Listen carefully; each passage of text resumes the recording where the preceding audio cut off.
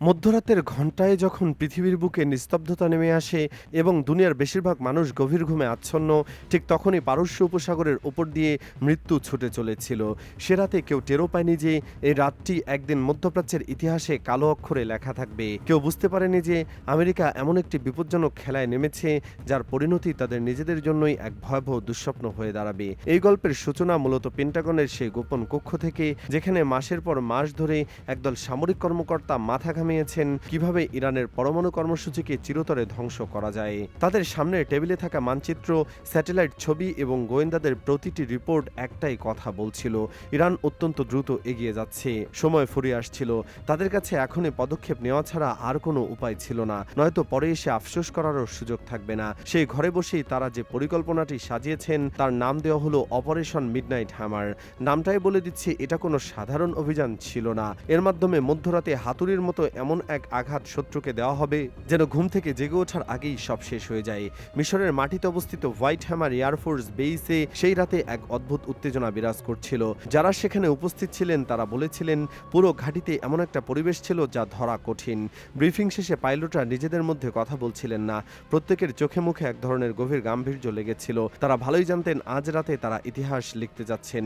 7টি B-2 spirit বোমারু বিমান সেই রাতে আকাশে উড়াল দিল। এই বিমানগুলো সাধারণ চোখে দেখা যায় না, রাডারেও ধরা পড়ে না।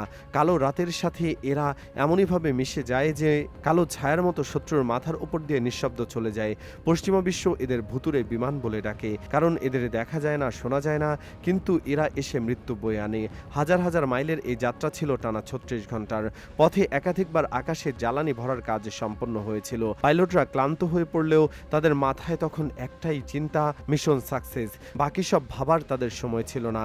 ইরানের আকাশ প্রতিরক্ষা ব্যবস্থা অত্যন্ত শক্তিশালী। রাশিয়ার দেওয়া S-300 মিসাইল সিস্টেম সেখানে মোতায়েন ছিল। সাধারণ কোনো বিমান এলো মুহূর্তের মধ্যেই তা শনাক্ত হয়ে যেত। কিন্তু আমেরিকার সব দিক বিবেচনা করেই এসেছিল। তারা জানতো শুধু স্টেলথ বিমান পাঠালেই হবে না, ইরানি রাডারকে বিভ্রান্ত করতে হবে। সেই রাতে ইরানের রাডার অপারেটররা হঠাৎ দেখলেন আকাশে অসংখ্য সংকেত। তারা ভেবেছিল শত্রু বিমান আসছে, তারা মিসাইল প্রস্তুত করতে শুরু করলো। কিন্তু ওগুলো ছিল মোটেও আসল নয়, ডেকয়ের মাধ্যমে তৈরি করা নকল সংকেত। আমেরিকা ইচ্ছে করেই এই বিভ্রান্তি তৈরি করেছিল। আর যখন ইরানি প্রতিরক্ষা ব্যবস্থা এই নকল লক্ষ্যগুলোর পেছনে ব্যস্ত ছিল, ঠিক তখনই আসল শিকারীরা ঢুকে পড়ল। 7টি B-2 স্পিরিট নিঃশব্দে ইরানের আকাশসীমায় প্রবেশ করল। তাদের গন্তব্য ছিল 3টি নির্দিষ্ট জায়গায়, ফোর্ডো, নাতাঞ্জ এবং ইস্পাহান। এই 3টি স্থাপনায় ইরান তাদের পরমাণু গবেষণা চালাতো, বিশেষ করে ফোর্ডো। এই জায়গাটি পাহাড়ের এত গভীরে ছিল যে সাধারণ কোনো বোমা সেখানে পৌঁছতে পারত না। ইরান নিশ্চিত ছিল যে আমেরিকা হামলা করলেও এই স্থাপনা নিরাপদ থাকবে, কিন্তু তারা জানত না আমেরিকা আসলে কি নিয়ে এসেছে। B-2 বিমানগুলোর পেটে 14টি করে বিশাল বোমা ছিল, প্রতিটির ওজন ছিল 30,000 পাউন্ড। এগুলোকে বলা হয় মেসিভ অর্ডিন্যান্স পেনিট্রেটর বা বাংকার ব্লাস্টার বোমা। এই বোমা মাটির শত শত ফুট গভীরে গিয়ে বিস্ফোরিত হতে পারে। কংক্রিটের দেয়াল, পাথরের স্তর কিছুই এদের আটকাতে পারে না। যখন প্রথম বোমাটি ফোর্ডোতে পড়ল, তখন পুরো এলাকা কেঁপে উঠল। পাহাড়ের গভীরে থাকা সেই দুর্গকে ইরান অভেদ্য ভাবত। সেটা তাসের ঘরের মতো ভেঙে পড়ল। নাতাঞ্জেও একই ঘটনা ছিল। ইস্পাহানে ধেয়ে আসে আগুনের কুণ্ডলী। মুহূর্তের মধ্যে ইরানে বছরের পর বছর পরিশ্রমের ফল ধুলোয় মিশে যায়। পেন্টাগনের ওয়ার রুমে তখন উল্লাস শুরু হয়েছিল। স্যাটেলাইট থেকে ধ্বংসের কিছু ছবি আসতে শুরু করলো। জেনারেলরা হাসছিলেন, তারা ভাবছিলেন মিশন সম্পূর্ণ সাকসেসফুল হয়েছে। ইরানের পরমাণু কর্মসূচিতে অত্যন্ত 2 বছর পিছিয়ে দেওয়া হয়েছে। ওয়াশিংটনে শ্যাম্পেইনের বোতল খোলা হচ্ছিল। বড় বড় নেতারা বলার সুরে বলেছিলেন সাপ মারা গেছে কিন্তু লাঠি ভাঙেনি, মানে বড় যুদ্ধের কাজ হয়ে গেছে, কিন্তু তারা ভুল করেননি, তাও বড় ভুল। ইরান চুপ করে বসে থাকার পাত্র নয়। পারস্যের রক্তে প্রতিশোধের আগুন চিরকালই জ্বলেছিল। 24 ঘন্টা যেতে না যেতেও ইরান তাদের গোপন মিসাইল সাইলো খুলে দিল। একের পর এক ব্যালিস্টিক মিসাইল ছুটে গেল কাতারের দিকে। আল উদাইদ বিমান ঘাঁটি, যেখানে আমেরিকা বিশাল সামরিক উপস্থিতি ছিল, সেখানে আগুন লেগে গেল। রানওয়ে ধ্বংস হয়ে গেল, হ্যাঙ্গার পুড়ে ছাই হয়ে গেল। আমেরিকার গর্বের আয়রন ডোম সব মিসাইল আটকাতে পারল না। পরিস্থিতি হাতের বাইরে চলে যাচ্ছিল। তৃতীয় বিশ্বযুদ্ধের গন্ধ পাওয়া যাচ্ছিল। জাতিসংঘ তড়ি ঘড়ি করে মধ্যস্থতায় নামলো। এটা যুদ্ধবিরতি হলো, দুই পক্ষই সামরিকভাবে পিছু হটল। বিশ্বনেতারা স্বস্তির নিঃশ্বাস ফেললেন। আমেরিকা ভাবল খেলা শেষ, তারা জিতে গেছে, ইরানের মেরুদণ্ড ভেঙে দিয়েছে। এই ধাক্কা সামলাতে ইরানের বছরের পর বছর লেগে যাবে। পেন্টাগনের আত্মবিশ্বাসে কোনো ঘাটতি ছিল না। তারা নিশ্চিত ছিল যে মধ্যপ্রাচ্যে তাদের আধিপত্য আরও মজবুত হয়েছে। কিন্তু আসল গল্প তখনই শুরু হলো। পর্দার আড়ালে এমন কিছু ঘটছিল যা আমেরিকার সবচেয়ে বড় থিঙ্ক ট্যাঙ্ক কল্পনা করতে পারেনি। ইরানের এই চরম দুর্দশার মুহূর্তে দৃশ্যপটে হাজির হলো এমন একজন যাকে দেখে পুরো বিশ্ব থমকে গেল। উত্তর কোরিয়া। কিম জং উন পিয়ংইয়ং থেকে সরাসরি বিবৃতি দিলেন। তার কঠোর ভাষায় তিনি ইসরায়েলকে ক্যান্সার বললেন এবং আমেরিকার হামলাকে সার্বভৌমত্বের চরম লঙ্ঘন বললেন। কিন্তু সবচেয়ে গুরুত্বপূর্ণ কথাটি ছিল স্পষ্ট। তিনি জানিয়ে দিলেন যে মার্কিন সাম্রাজ্যবাদ দমনে ইরান একা নয়। প্রথমে পেন্টাগন এই বক্তব্যকে হেসে উড়িয়ে দিল। তারা ভাবল এটা শুধুই রাজনৈতিক হুমকি। কিম জং উন সবসময় এরকম কথা বলেন, এতে ভয় পাওয়ার কিছু নেই। তারা জানতো না গত দশক ধরে পিয়ংইয়ং এবং তেহরানের মধ্যে আসলে কি চলছিল। মিসাইল প্রযুক্তি বিনিময়, পরমাণু গবেষণায় সহযোগিতা, গোপনে বৈঠক, এই সম্পর্ক এতদিন ছিল আড়ালে। কিন্তু আমেরিকার হামলার পর এটার রূপ নিল এক ভয়ঙ্কর সামরিক জোটের। কয়েকদিন পর আমেরিকার গোয়েন্দা স্যাটেলাইট অদ্ভুত কিছু দেখতে পেল। কাস্পিয়ান সাগরের উপর দিয়ে ভারী কার্গো বিমানের অস্বাভাবিক যাতায়াত লক্ষ্য করা গেল। এগুলো কোথা থেকে আসছে আর কি আসছে তা বুঝতে গোয়েন্দাদের সময় লেগে যেত। আর যখন তারা বুঝতে পারল তবে হোয়াইট হাউসে আতঙ্ক ছড়িয়ে পড়ল। উত্তর কোরিয়া ইরানকে দিচ্ছে এমন কিছু যা পুরনো খেলার নিয়ম বদলে দেবে। অত্যাধুনিক বোমারু বিমান, এগুলো কোনো সাধারণ বিমান নয়। পশ্চিমা সামরিক বিশ্লেষকরা এর নাম দিয়েছেন কাসাম এক্স বা স্কাইরিপার, অর্থাৎ আকাশের ছেদনকারী। অনেকেই প্রশ্ন করতে পারেন উত্তর কোরিয়ার বিমান কি আমেরিকার B-2 এর সামনে টিকবে? উত্তর কোরিয়া তো পুরো সোভিয়েত প্রযুক্তিতে চলে। তাদের কাছে এমন কি আছে যা আমেরিকাকে ভয় পাইয়ে দেবে? এখানে লুকিয়ে আছে সবচেয়ে বড় চমক। আমেরিকার B-2 আসলে 80-র দশকের প্রযুক্তি।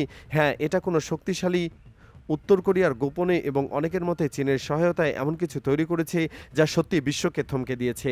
প্রথম কথাই হলো B-2 সাবসনিক, অর্থাৎ শব্দের চেয়ে ধীরে চলে।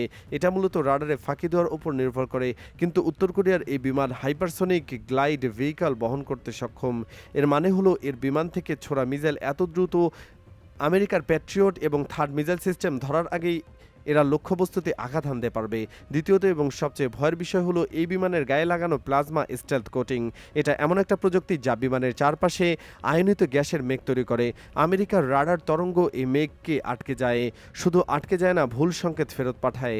ফলে রাডারের অপারেটররা হয় আকাশে কিছু দেখতে পান অথবা মনে হয় পৃথিবীর ঝাঁক উঠছে অথবা সাধারণ মেঘ, অথচ বাস্তবে ধেয়ে আসছে মৃত্যু। তৃতীয়ত এই বিমানগুলো শুধু বোমা বহন করে না, এগুলো ইলেকট্রনিক ওয়ারফেয়ারও সক্ষম। অর্থাৎ এরা শত্রুর রাডার এবং যোগাযোগ ব্যবস্থা জ্যাম করতে পারে।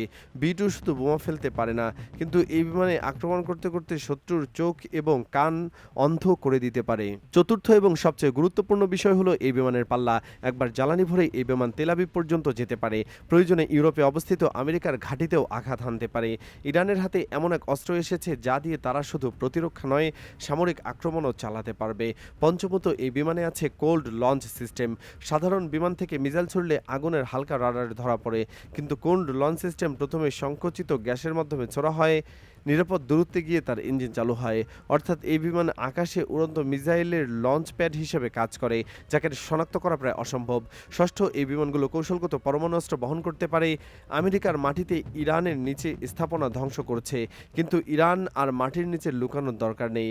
আর এখন মেঘের আড়াল থেকে আঘাত হানতে পারবে। বর্তমানে পেন্টাগনে পিনপতন নীরবতা বিরাজ করছে। জেনারেলরা মাথা নিচু করে বসে আছেন, তাদের হিসাব আর মিলছে না। তারা ভেবেছিলেন ইরানের ডানা ভেঙে দিয়েছে, অথচ ইরান এখন আগের চেয়ে অনেক বেশি শক্তিশালী হয়ে উঠেছে। আমেরিকার B-21 রেইডার এখনও পুরোপুরি সার্ভিসে আসেনি। B-2 স্পিরিট পুরনো হয়ে গেছে, রক্ষণাবেক্ষণ কঠিন হয়ে পড়েছে। ঠিক এই দুর্বল সময় উত্তর কোরিয়ার এই উপহারকে ইরান এমন এক জায়গায় নিয়ে গেছে যেখানে তারা আমেরিকার সমকক্ষ, কোনো কোনো ক্ষেত্রে আরও এগিয়ে। গোয়েন্দা ব্যর্থতা আমেরিকাকে মুখ থুবড়ে পড়তে বাধ্য করছে। তারা বুঝতে পারেনি উত্তর কোরিয়া এত এগিয়ে গেছে, তারা আন্দাজও করতে পারেনি। পিয়ংইয়ং এবং তেহরান গোপনে সম্পর্ক এত গভীর করেছে যে এখন তারা হিসাব মেলাতে হিমশিম খাচ্ছে। ইসরায়েল এখন আর নিশ্চিত ঘুমাতে পারবে না। তেল আবিবের আকাশে যে কোনো মুহূর্তে এই অদৃশ্য মৃত্যুদূত হানা দিতে পারে। পারস্য উপসাগরে আমেরিকার বিমানবাহী নরতরী এখন আতঙ্কে বসে আছে, কারণ এই বিমানবাহী অ্যান্টি অ্যাক্সেস এরিয়া ডিনায়াল ক্ষমতা আছে। মানে কোনো মার্কিন যুদ্ধজাহাজ যদি পারস্য উপসাগরে ঢুকতে চায়, তাহলে এই বিমানই হবে তার জমদূত। কিম জং উনের এই উপহার মধ্যপ্রাচ্যের ক্ষমতার ভারসাম্য চিরতরে বদলে দিয়েছে। আমেরিকা ভেবেছিল অপারেশন মিডনাইট হ্যামার হবে শেষ কথা, কিন্তু সেটা হয়ে গেল এক নতুন অধ্যায়ের সূচনা। ইরান ফিনিক্স পাখির মতো ছাই হয়ে উড়ে যেতে দাঁড়িয়েছিল। আগের চেয়ে শক্তিশালী, আগের চেয়ে বেশি ক্ষুব্ধ এবং প্রতিশোধ নেওয়ার জন্য প্রস্তুত। এখন প্রশ্ন হলো, আমেরিকা কি পারবে এই নতুন চ্যালেঞ্জ মোকাবেলা করতে? Hypersonic missile, plasma stealth code, launch system এবং প্রযুক্তিগুলোর বিরুদ্ধে তাদের কি কোনো জবাব আছে? নাকি অদূর ভবিষ্যতে আমরা দেখব আমেরিকার অহংকারের পতন? যুদ্ধের দামদামা এখনও বাজছে। ছায়ার নিচ থেকে আগুন জ্বলে উঠছে। এই আগুনের লেলিহান শিখা কতদূর ছড়াবে সেটা কেবল সময় বলে দিতে পারবে। তবে একটা কথা নিশ্চিত, মধ্যপ্রাচ্য আর আগের মতো নেই এবং পৃথিবী হয়তো তৃতীয় বিশ্বযুদ্ধের দোরগোড়ায় দাঁড়িয়ে।